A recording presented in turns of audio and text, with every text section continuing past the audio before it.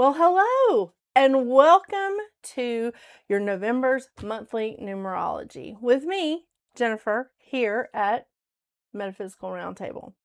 I mean, you know, this is just for people that haven't been here before. Like most of you know me, you know my cats, Mercury and Mouse. Those are the office cats. They're the ones that don't get along with anybody else.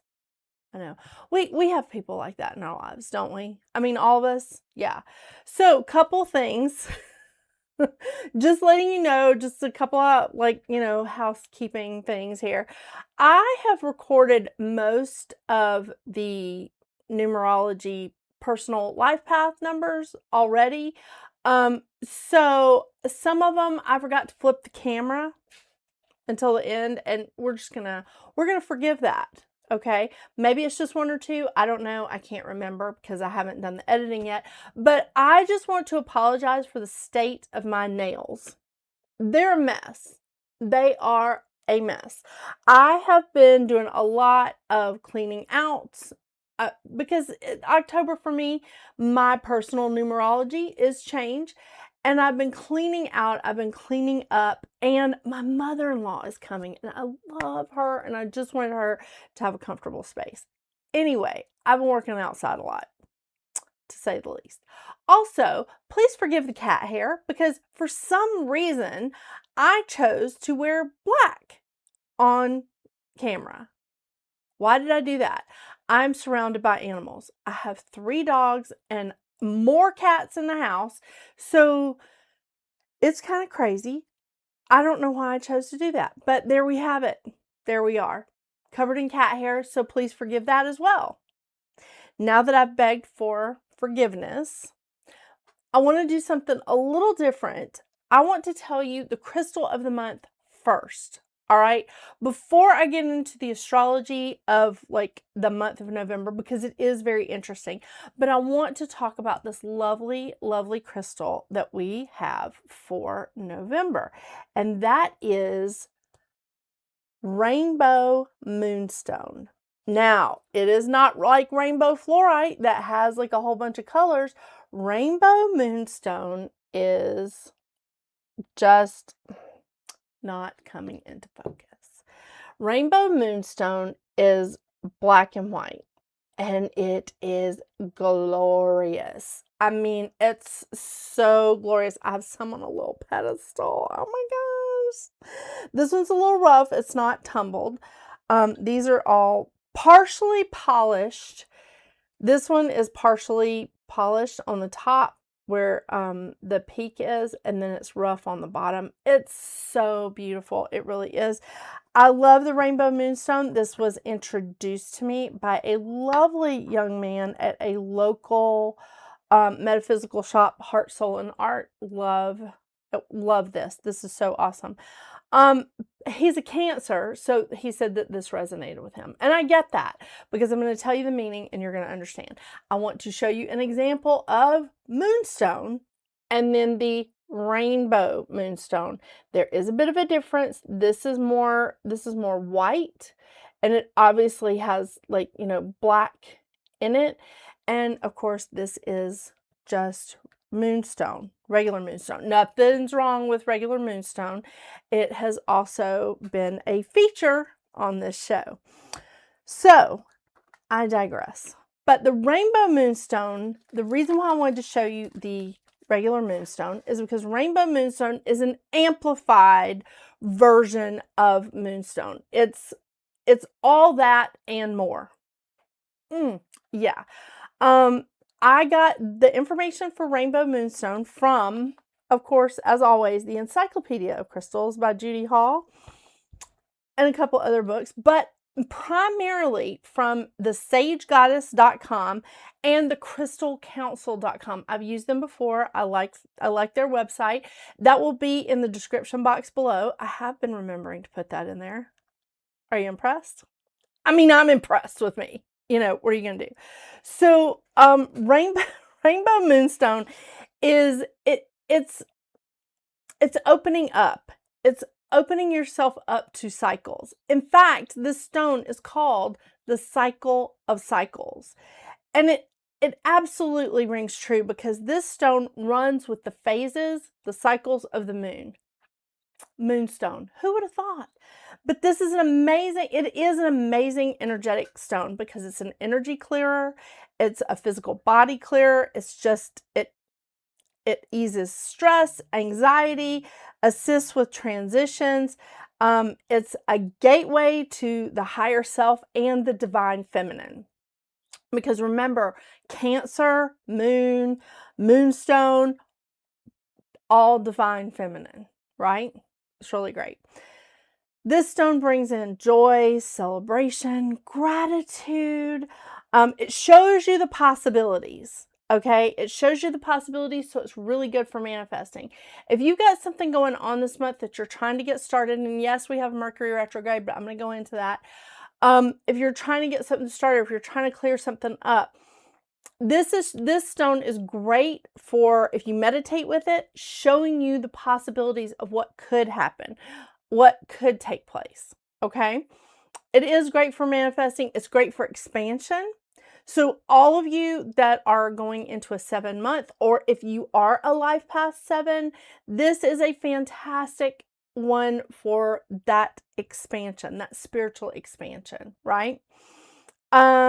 It's great for emotional balance, increases intuition. So this might be something that you want to put in your dream jar, beside your bed, or just sit it beside your bed, put it in your pocket, carry it around with you.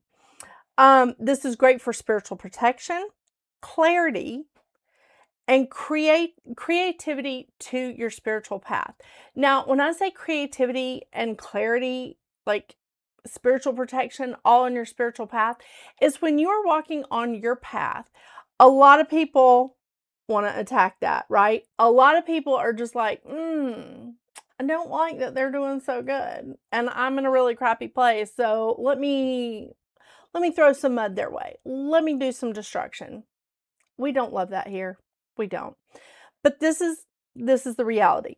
So this stone is great for the crown chakra, and it's great for that wonderful, all-encompassing, bringing clarity, creativity, and spiritual protection while you are walking your path. And especially those of us that are on our path, or maybe just slightly adjacent to our path. Maybe we need some help getting on our path. This is a great crystal for it. I'm in. I love it. I'm just really excited about it. The other reason that I really was like looking at this stone for this month, this crystal for this month, is because it is great with transitions. It's great during transitional times. It's great with helping you during any kind of transitional moment, a transitional time, whatever. The thing is, we are in a transitional year.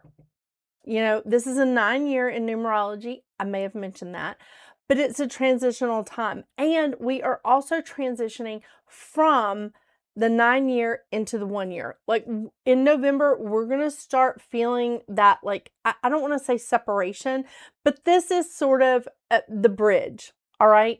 November and December, January and February are the bridge into, like, from the old into the new.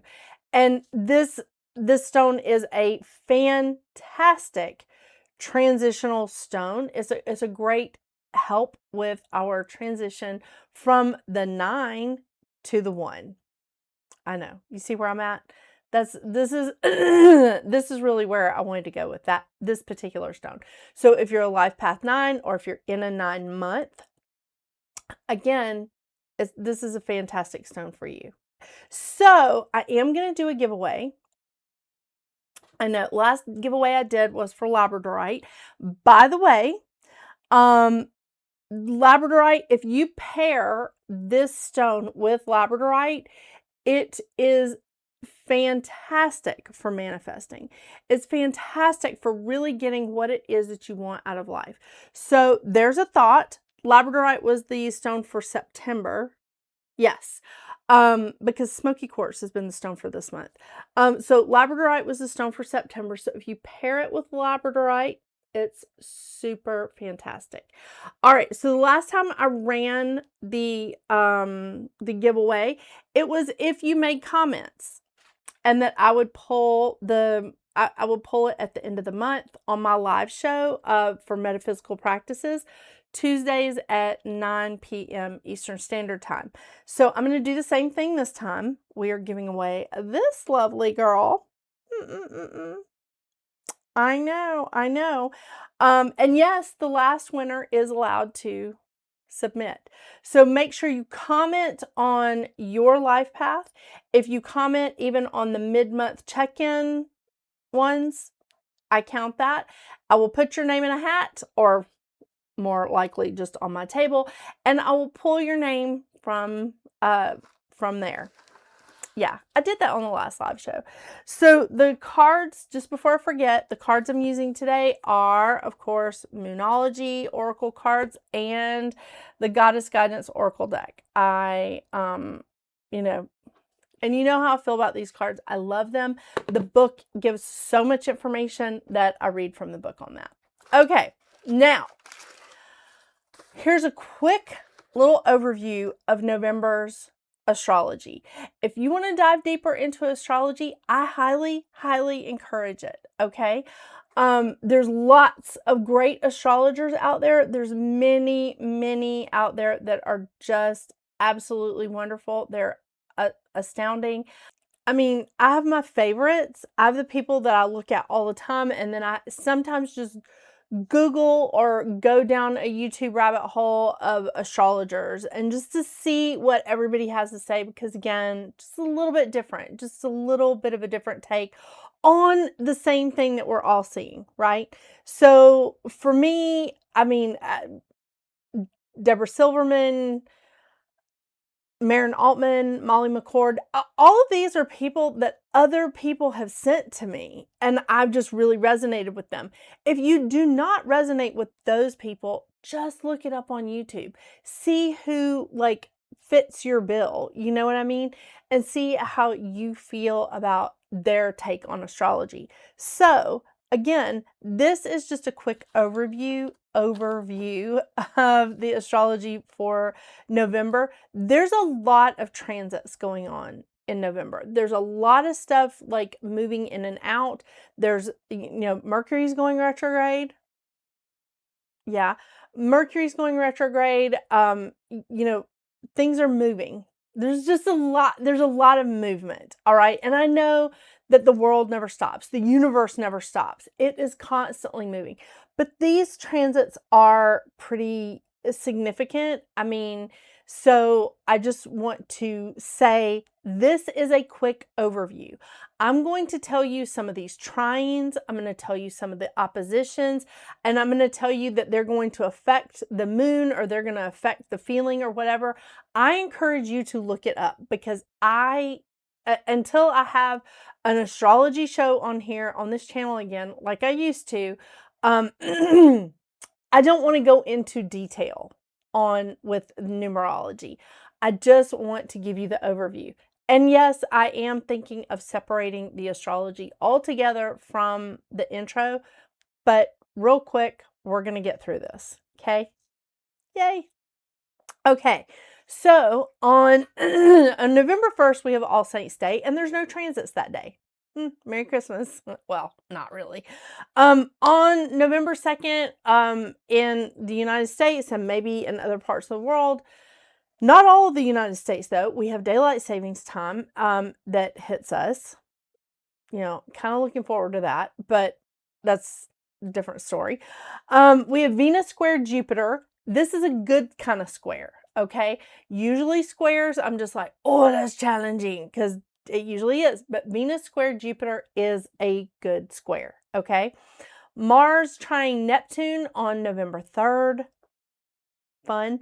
On the 4th, Mars is moving into Sagittarius. So Mars is moving from a sign that it loves. It loves being in Scorpio.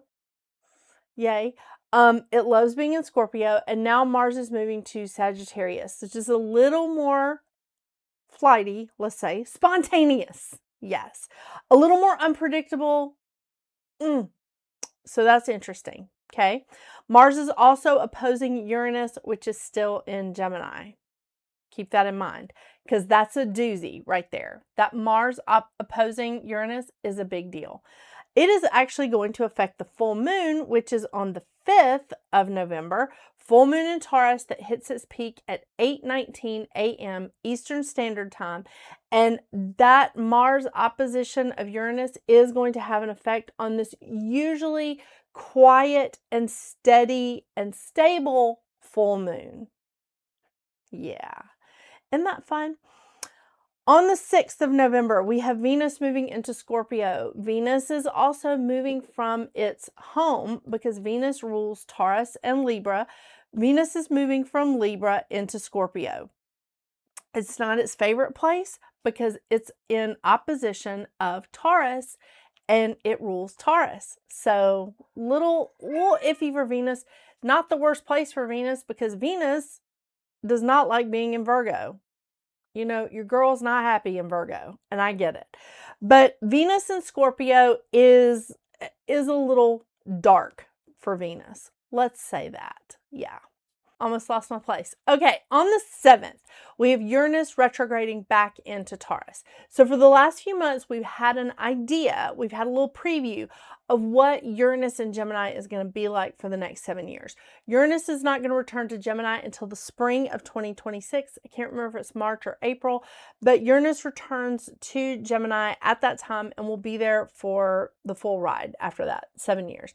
Uranus in Gemini is a very open time. It's great for inventors. It's great for new ways of thinking, new technology. So that is awesome. We love that. Now we move to the 9th where we have Mercury retrograde. Mercury is retrograding in Sagittarius. And this is something I get asked all the time. Like, I don't want to start something new. I don't want to, I can't sign any contracts. I can't do any of this during Mercury retrograde.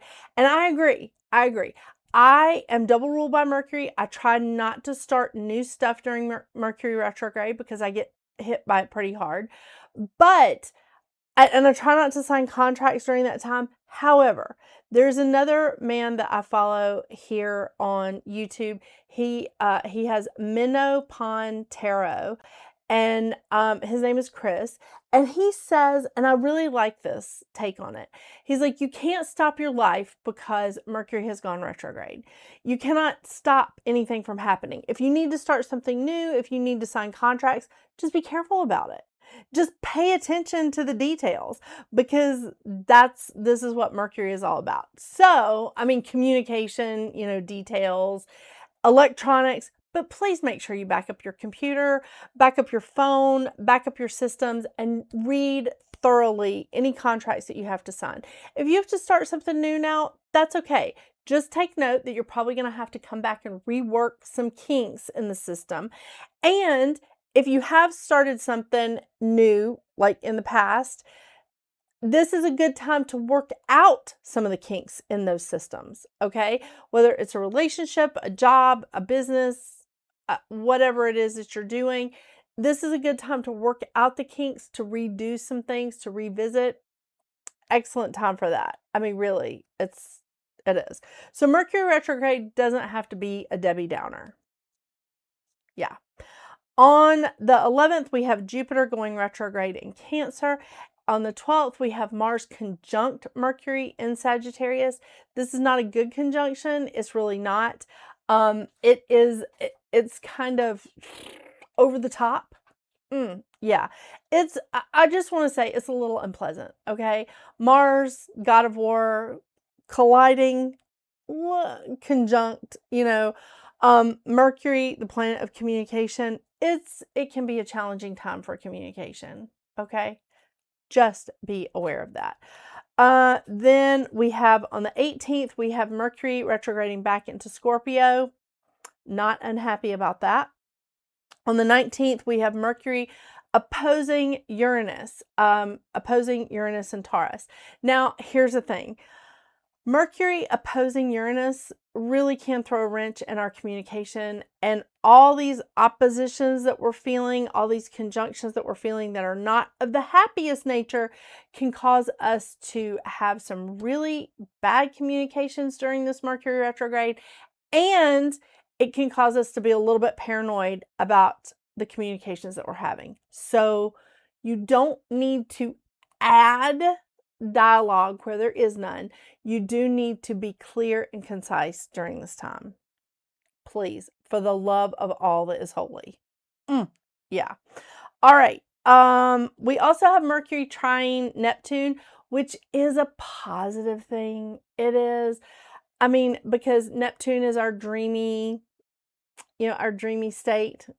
We love that.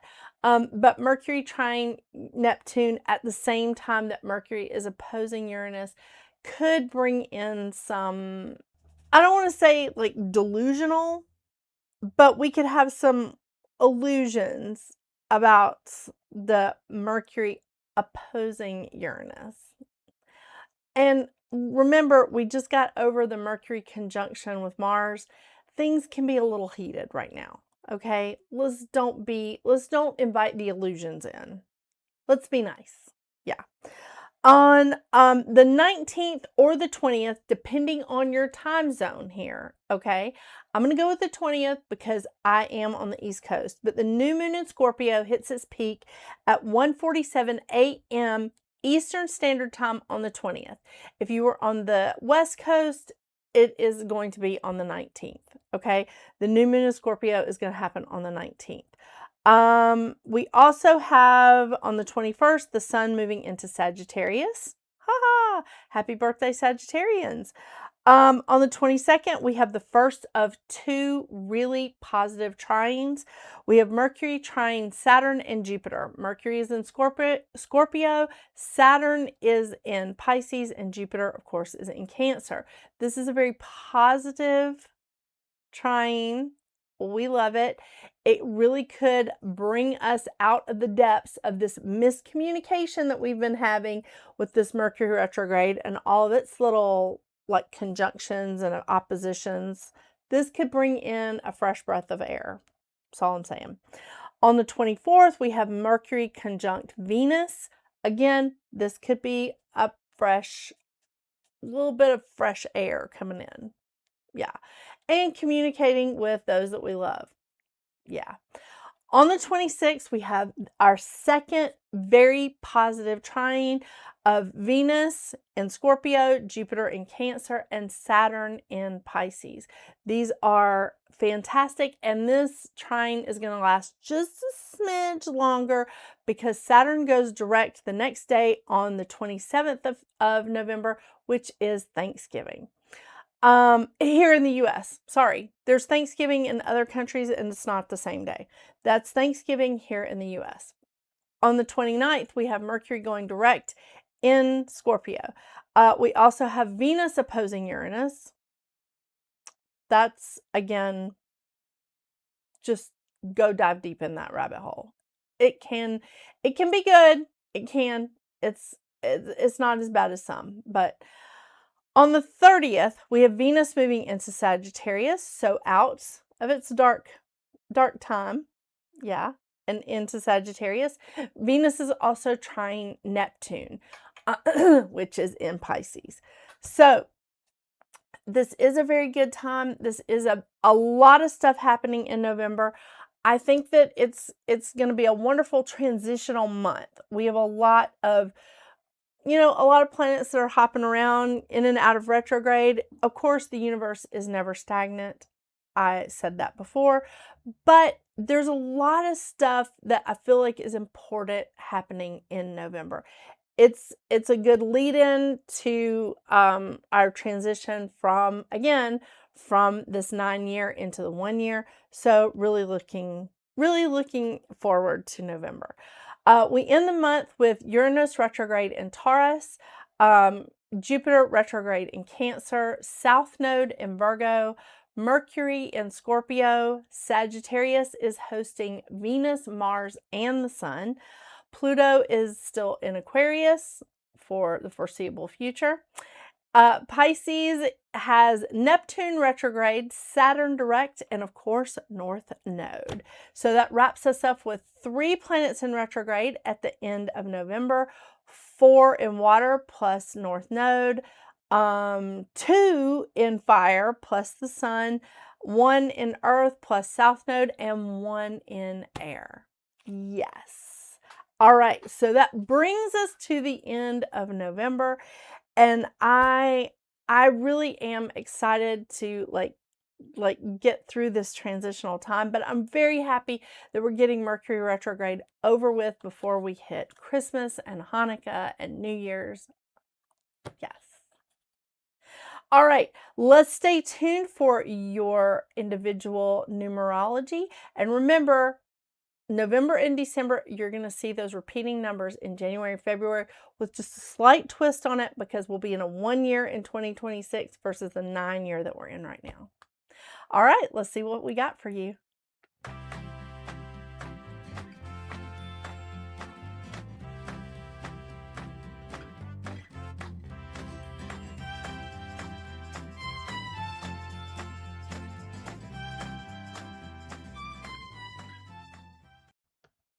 Hello, Life Path 5. Well, November for you is a 7-month. And let me tell you, this Rainbow Moonstone is going to be great for you this month. The crystal of the month. This Rainbow Moonstone is going to be fantastic for you this month because the 7 vibration is all about spiritual connection, spiritual expansion,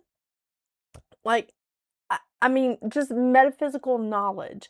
Like, this is a great time for you to take classes, and you are so curious, you love to learn. So this is a really great time for you to do this.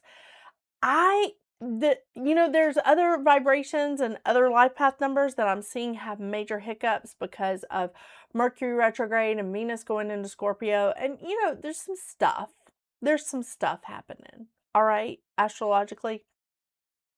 But overall, really, this should be a really awesome month for you. I laughingly call the vibration of the 7 the spiritual mafia because I really do think that that sets the tone for the vibration of the 7. The vibration of the 7 loves to learn through experience, and you are very curious and you love to study. And so this really should align with you quite well. The 7 vibration has very high standards. It likes to research things. It likes to really dive in and analyze the conflicts as it is happening. Like, analyze the problems while they are happening, not after, but like during, like right in the middle of it. Like, just like as it's coming in, just sit back and go, whoa, whoa, whoa, whoa, whoa. Let's figure this out. Let's just figure this out. I love it. Again, the vibration of the 7 values connection. Connections with each other, with the universe, with nature, animals. I mean, it's just, it really is a spiritual connection number. Love it. This, again, is a fantastic time for you to take some classes, which, again, you love. Take some spiritual classes, some metaphysical classes, like go drop in on Gumroad or Udemy. Am I saying that right? And just like take some interesting classes. Just see what's out there. I think that this could be a really fun thing for you. And during a time of Mercury retrograde, it's a good time for you to just sit back and say, I've always wanted to learn this. I just want to peek into it and see what's going on. I mean, it may be something that you revisit later. Yeah. This vibration is a time of learning to trust your own judgment, learning to trust yourself, knowing exactly what you like and what you don't like, and just saying, you know what, this is really important to me. This isn't important to me. This is the way I want to move. This is knowing yourself really well. That's the vibration of the 7. It's a vibration that seeks knowledge and wisdom. Who doesn't love that? Huh? I know. So, this is definitely a time of contemplation. It's a time of meditation. It's a time of assessing, and it is a time of rest. Even though you are doing a lot, This is a time of just saying, okay, I'm going to relax a little bit and I'm going to study. I'm going to relax a little bit and I'm going to learn how to do this. Maybe you are taking some time off from something that is demanding of you and spending more time in that spiritual expansion mode.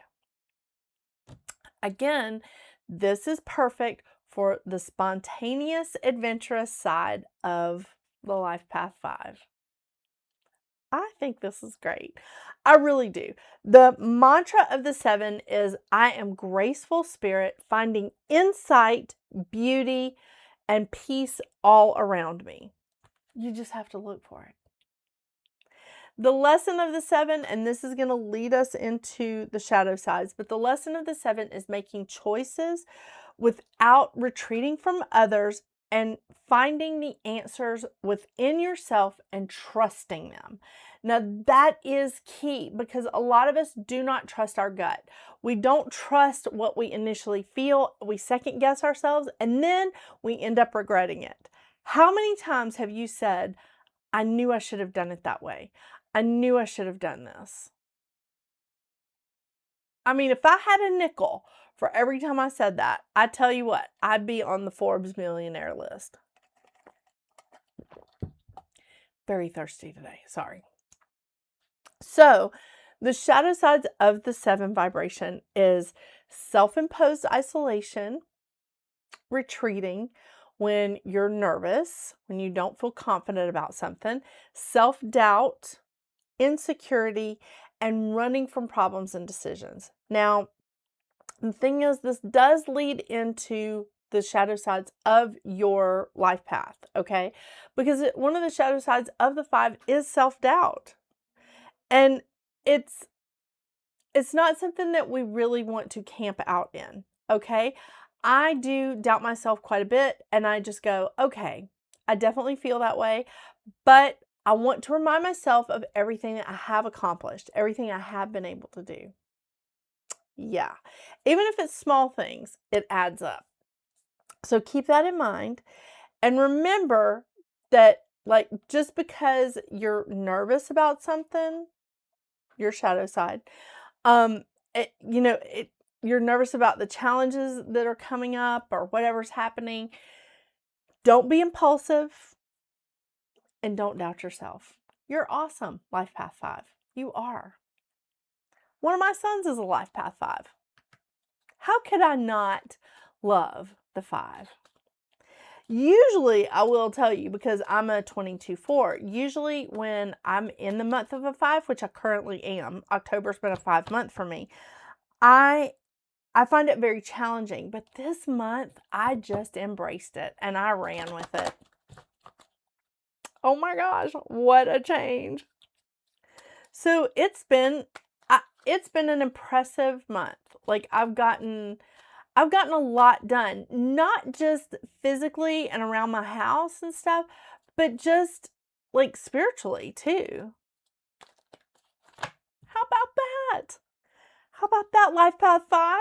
Look what you did with your vibration to this set in her routine Life Path 22/4. And girl, I'm a Virgo with a Capricorn ascendant. Oh, hello. If it wasn't for that Gemini moon, I would be no fun at all. But Life Path 5s are fun.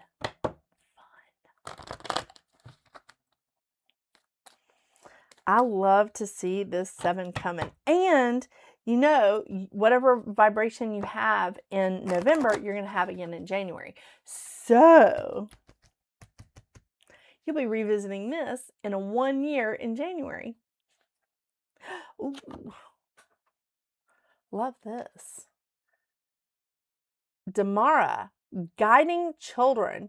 You are good at helping, counseling, and healing children. Use your skills to help children now. And it doesn't matter if you have children or if your children are grown or if your kids are 4 legs, have 4 legs and fur. I got those too. But this is about, like, really the next generation. This is about helping them. And that could be even, like, some video that you post on TikTok, you know? You never know. Because sometimes just reaching out and just saying, "Hey, this experience is, like, happened to me, but it didn't, you know, it didn't stop me. I kept going." Sometimes that is encouraging and helping to heal the next generation. But this could also be about, like, you know, your kids, or maybe you're a teacher.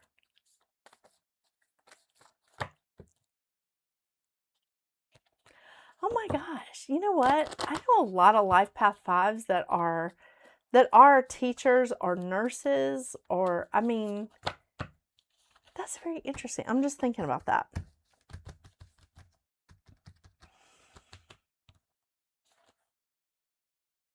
Oh, oh, come on. A fiery climax approaches, full moon in Aries. Okay, we definitely got to read that one. A fiery climax approaches. What have you been doing?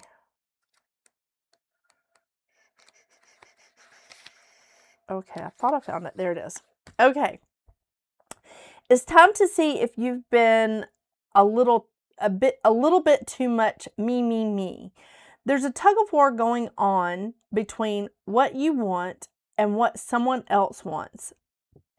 But you'll have to wait a little while to see what's going to happen next. As you wait, ask yourself if you've been handling the situation as sensitively as you could have done. If you know deep down that you've been a little rash or harsh, gone too fast, or overstepped the mark, then accept that on some level you've created this situation you're in yourself, which means you can create a way out of it too. When this card comes up, a peak is coming and it can be fiery. Be nice, be kind, smile, and be polite as you navigate to where you want to be. Be assertive. Be assertive. Just don't be rough with anybody. I love it. You gotta let me know what that's about. I'm nosy. It's that Gemini moon. Thank you so much for joining me today, Life Path 5. I hope you have a wonderful, wonderful November. Don't forget to leave a comment either on this video or the mid-month check-in to get entered into, to win the Rainbow Moonstone. I keep wanting to say fluorite. It's Rainbow Moonstone. So to get entered to win this, you have to leave a comment, and I will do the drawing at the end of the month on my live show on Tuesday nights at 9 Eastern Standard Time. So 9 p.m. Eastern Standard Time. So in the meantime, until we see each other again, get out there and make your magic. Bye.